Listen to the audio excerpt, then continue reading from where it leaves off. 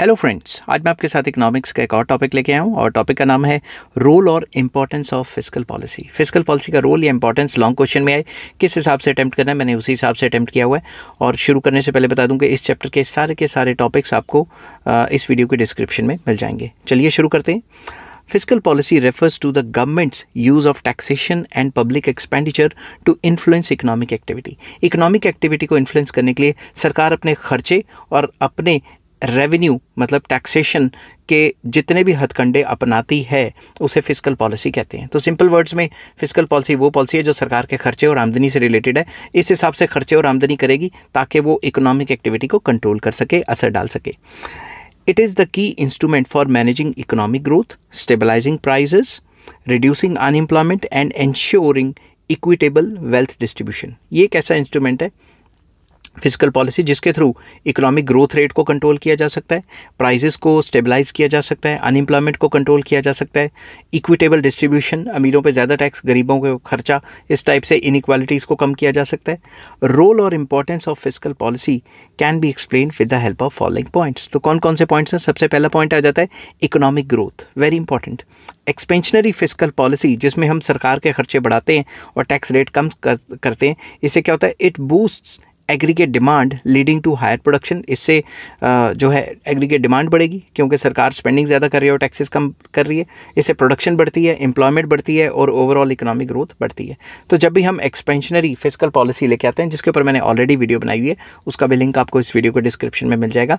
तो जब भी हम एक्सपेंशनरी फिजिकल पॉलिसी का इस्तेमाल करते हैं तो ओवरऑल इकोनॉमिक ग्रोथ ज़्यादा होती है। नेक्स्ट आ जाता है कंट्रोलिंग इन्फ्लेशन।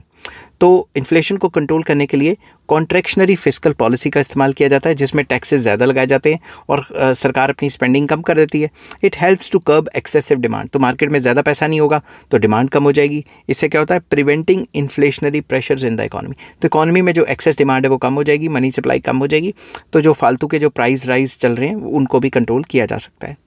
नेक्स्ट आ जाता है reducing unemployment. Government spending on infrastructure, education and health care creates jobs while tax incentives encourages businesses to hire more workers. तो अनएम्प्लॉयमेंट को कम करने के लिए सरकार ज़्यादा से ज़्यादा खर्च कर सकती है इंफ्रास्ट्रक्चर के ऊपर, एजुकेशन के ऊपर, हेल्थ केयर वगैरह के ऊपर। तो और टैक्स में सब्सिडीज़ वगैरह दे से टैक्स इंसेंटिव्स के टैक्स माफ़ कर दिया या सब्सिडी दे दी, जिसकी वजह से जो बिजनेसमैन है वो इनकरेज फील करेगा, ज़्यादा इन्वेस्टमेंट करेगा तो ज़्यादा जॉब्स क्रिएट होंगी। नेक्स्ट आ जाता है income redistribution, very important. Progressive taxation and welfare programmes reduce income inequalities by transferring wealth from higher income groups to lower income populations.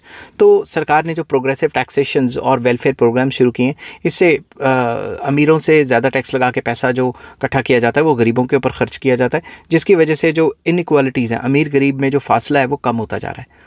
अब असल में कम हो रहा है नहीं हो रहा वो एक अलग बात है, मगर फिजिकल पॉलिसी मदद करती है ये फासले को कम करने की। असल में जो हो रहा है वो आप खुद ही सोच सकते हो। तो थ्योरी और प्रैक्टिस में काफ़ी गैप रहता है। नेक्स्ट आ जाता है stabilising the economy during recession. During economic downturns, जब भी रिसेशन वगैरह आता है, फिजिकल पॉलिसी क्या करती है? Physical stimulus such as increase in public spending helps to revive demand and prevent deep recessions. तो जब भी रिसेशन वगैरह आ जाता है तो सरकार अपने खर्चे बढ़ा देती है इंफ्रास्ट्रक्चर के ऊपर, वेलफेयर स्कीम्स के ऊपर, जिसकी वजह से इकोनॉमी में ज़्यादा पैसा आता है, डिमांड फिर से बढ़ती है और इकोनॉमी को डीप रिसेशन से या डिप्रेशन से बचाया जा सकता है। नेक्स्ट आ जाता है encouraging private investment. Tax cuts and subsidies for businesses incentivize private sector investments, fostering innovation and economic growth. तो प्राइवेट इन्वेस्टमेंट को एनकरेज करने के लिए सरकार टैक्स कट्स डिक्लेयर कर देती है या फिर सब्सिडीज़ डिक्लेयर कर देती है, जिसकी वजह से जो प्राइवेट बिजनेसमैन है उसको इंसेंटिव्स मिलते हैं, वो और ज़्यादा लोन्स भी लेता है और ज़्यादा अपना पैसा लगाता है, इन्वेस्टमेंट बढ़ाता है, जिसकी वजह से जॉब्स क्रिएट होती हैं और इन्वेस्टमेंट्स बढ़ती हैं।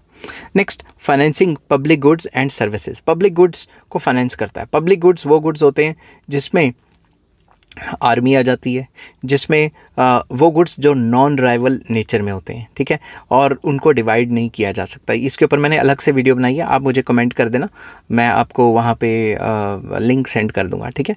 तो पब्लिक गुड्स एंड सर्विसेज को भी प्रोवाइड करती है सरकार और उनको इनके खर्चे मेंटेन करती है। Physical policy ensures funding for essential public services like defense, healthcare, education and transportation which the private sector may under provide. तो प्राइवेट सेक्टर ये सारी चीज़ें प्रोवाइड करा तो सकती है मगर इतना ज़्यादा लेवल पे प्रोवाइड नहीं करा पाती, इसी वजह से जो पब्लिक सेक्टर है उसकी इंपॉर्टेंस बढ़ जाती है। तो हमारी इकॉनमी मिक्स्ड इकॉनमी है जिसके अंदर पब्लिक सेक्टर की भी पार्टिसिपेशन है, तो पब्लिक गुड्स भी सरकार प्रोवाइड करवाती है ताकि जो मार्केट है उसमें कंपटीशन बना रहे। ये ना हो कि सब कुछ प्राइवेट सेक्टर के हाथ में दे दिया और वो एक्सप्लॉइट करने लग गए। तो उनका खर्चा चलाना भी जो है फिस्कल पॉलिसी का मेन जो है ऑब्जेक्टिव है। और इम्पॉर्टेंस भी कह सकते हैं कि फिस्कल पॉलिसी इसलिए भी इम्पॉर्टेंट हो जाती है कि फिस्कल पॉलिसी के थ्रू हमें जो है पब्लिक गुड्स प्रोवाइड कराए जाते हैं। ठीक है, अब पब्लिक गुड्स के केस में मार्केट फेल्योर्स वगैरह भी हो जाते हैं, उसके ऊपर मैंने अलग से वीडियो बनाई हुई है। नेक्स्ट पॉइंट आ जाता है managing public debt. Government use fiscal strategies to balance borrowings and repayments, ensuring long-term debt sustainability without harming economic growth। Government एक बैलेंस बना के रखती है कि बोरिंग और रीपेमेंट के कितना सरकार कर्जा लेगी और कितना रीपेमेंट करेगी, उसमें एक बैलेंस बना के रखती है जिसको डेट मैनेजमेंट भी, पब्लिक डेट मैनेजमेंट भी कहा जाता है। पब्लिक डेट के ऊपर मैंने अलग से फुल चैप्टर की वीडियो बनाई हुई है कि किस किस तरीके से डेट को रीपे किया जा सकता है, कितने टाइप के डेट्स होते हैं, डेट्स की इंपॉर्टेंस क्या है वगैरह वगैरह। आपको अगर वो चाहिए होगा मुझे कमेंट कर देना, मैं आपके साथ लिंक शेयर कर दूंगा।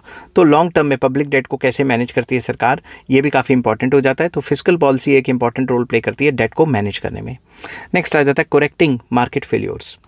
Government intervention through subsidies, taxes or regulations addresses market inefficiencies, that is pollution, monopolies etc. तो जब भी गवर्नमेंट इंटरवीन करती है थ्रू टैक्सेस एंड सब्सिडीज़ और रेगुलेट करने की कोशिश करती है जहाँ जहाँ पे मार्केट इनएफिशिएंसीज हैं, जैसे पोल्यूशन ज़्यादा हो गया उस पर टैक्स या फाइन्स लगा दिया, कोई मोनोपोली क्रिएट करने की कोशिश कर रहा है उस पर डबल ट्रिपल टैक्स लगा दिया, ठीक है, ऐसे ऐसे करके उसको डिस्करेज कर दिया। तो सरकार जो मार्केट फेलियर्स हैं उनको करेक्ट कर सकती है थ्रू टैक्सेशन एंड एक्सपेंडिचर। किसका? Government taxation and government expenditure के थ्रू मार्केट फेलियर को करेक्ट करने की कोशिश कर सकती है। Next, promoting regional development, very important. Targeted fiscal policies, for example tax breaks, infrastructure projects etcetera reduce regional disparities by boosting under developed areas. तो जो अंडर डेवलप्ड एरियाज़ है जहाँ पे अभी तरक्की नहीं हुई, उन एरियाज़ में सरकार टैक्स पे छूट दे सकती है या सब्सिडीज़ दे सकती है ताकि वहाँ पे आके कंपनियाँ अपनी कोई जो बड़ी बड़ी कंपनियाँ वो अपना आके इस्टेब्लिशमेंट्स क्रिएट करें और लोगों को जॉब्स भी मिलेंगी और वहाँ पे इंफ्रास्ट्रक्चर डेवलपमेंट भी हो जाएगी। ठीक है, तो इस वे में रीजनल डिस्पैरिटी को या रीजनल डेवलपमेंट के लिए भी काफ़ी पॉजिटिव रोल प्ले करती है। नेक्स्ट आ जाता है enhancing social welfare. Social security, unemployment benefits and healthcare subsidies protect vulnerable populations, improving living standards। उनके improve करती है living standards, जो गरीब लोग हैं उनको social security provide करती है सरकार और unemployment benefits देती है, healthcare benefits देती है, healthcare में subsidies वगैरह भी देती है, जिसकी वजह से जो गरीब लोग हैं उनके standard of living maintain हो पाते हैं। ठीक है, नेक्स्ट आ जाता है influencing consumption patterns, very important. Tax policies, for example tax on tobacco or subsidies for renewable energy steer the consumer behavior towards socially desirable outcomes। तो सरकार कंजम्पशन पैटर्न्स को भी असर डाल सकती है थ्रू टैक्सेस एंड सब्सिडीज़। जैसे सरकार चाहती है कि लोग सिगरेट शराब कम पिएं, उनके ऊपर टैक्स ज़्यादा लगा देगी, और अगर सरकार चाहती है कि जैसे रिन्यूएबल एनर्जी, सोलर एनर्जी वगैरह ये एनकरेज हो, तो लोगों को सोलर पैनल्स पे आपको सब्सिडी देनी शुरू कर देगी, जिससे कि कंजम्पशन पैटर्न पे डायरेक्टली इनडायरेक्टली असर डल सकता है। नेक्स्ट आ जाता है supporting long term economic stability, very important. Prudent fiscal management prevents excessive deficits, ensuring macroeconomic stability and investor confidence। एक अच्छी जो फिस्कल पॉलिसी होगी वो प्रिवेंट करेगी कि सरकार को डेफिसिट मतलब घाटा ना हो, सरकार अपने खर्चे और आमदनी में बराबरी ला के चले, मेंटेन करके चले, जिसकी वजह से मैक्रो इकोनॉमिक स्टेबिलिटी मेंटेन रहेगी और इन्वेस्टर्स का कॉन्फिडेंस बढ़ा रहेगा। तो अगर एक अच्छी फिस्कल पॉलिसी होगी तो बाहर से इन्वेस्टमेंट्स भी एनकरेज होंगी। नेक्स्ट आ जाता है counteracting economic shocks. In crisis, for example pandemics या market meltdowns etc, fiscal measures like stimulus checks and bailout packages जो मिलते हैं, it may stabilize the economy। तो जब भी इकोनॉमी में शॉक्स वगैरह आते हैं तो फिस्कल पॉलिसी की मदद से स्टेबिलिटी को मेंटेन किया जा सकता है। जैसे क्राइसिस आ गए, सरकार खर्चा बढ़ा देगी, अगर इकोनॉमिक बूम्स आ गए या फिर कह सकते हो इकोनॉमिक ओवरहीटिंग, जब इकोनॉमी में बहुत ज़्यादा पैसा आ जाता है, इस टाइप की सिचुएशन हुई तो सरकार टैक्सेस वगैरह बढ़ा देगी और खर्चा कम कर देगी। Next, controlling aggregate demand. Bye adjusting spending and taxation government regulates overall demand, preventing overheating और स्टेगनेशन इन द इकोनॉमी। तो सरकार अपने स्पेंडिंग को मतलब पब्लिक एक्सपेंडिचर को एंड टैक्सेस को मैनिपुलेट करके इकोनॉमी में डिमांड को कंट्रोल कर सकती है। मान लो एक्सेस डिमांड है, मार्केट में बहुत ज़्यादा डिमांड है तो इन्फ्लेशन हो सकती है। तो डिमांड को कम करने के लिए सरकार अपनी स्पेंडिंग कम कर देगी ताकि मार्केट में फ्रेश पैसा ना आए। दूसरा, टैक्सेस बढ़ा देगी ताकि डिमांड गिर जाए। ठीक है, तो अगर दूसरी तरफ डिमांड बहुत कम है, उसको बढ़ाना है, तो सरकार सब्सिडीज़ वगैरह दे देगी और टैक्स कम कर देगी। इस हिसाब से जो है ख़र्चा भी बढ़ा देगी अपना इंफ्रास्ट्रक्चर वगैरह के ऊपर, अपनी स्पेंडिंग बढ़ा देगी ताकि जो डिमांड एग्रीगेट डिमांड कम है वो एग्रीगेट डिमांड बढ़ जाए। ठीक है, अब इसको कंक्लूड करते हैं।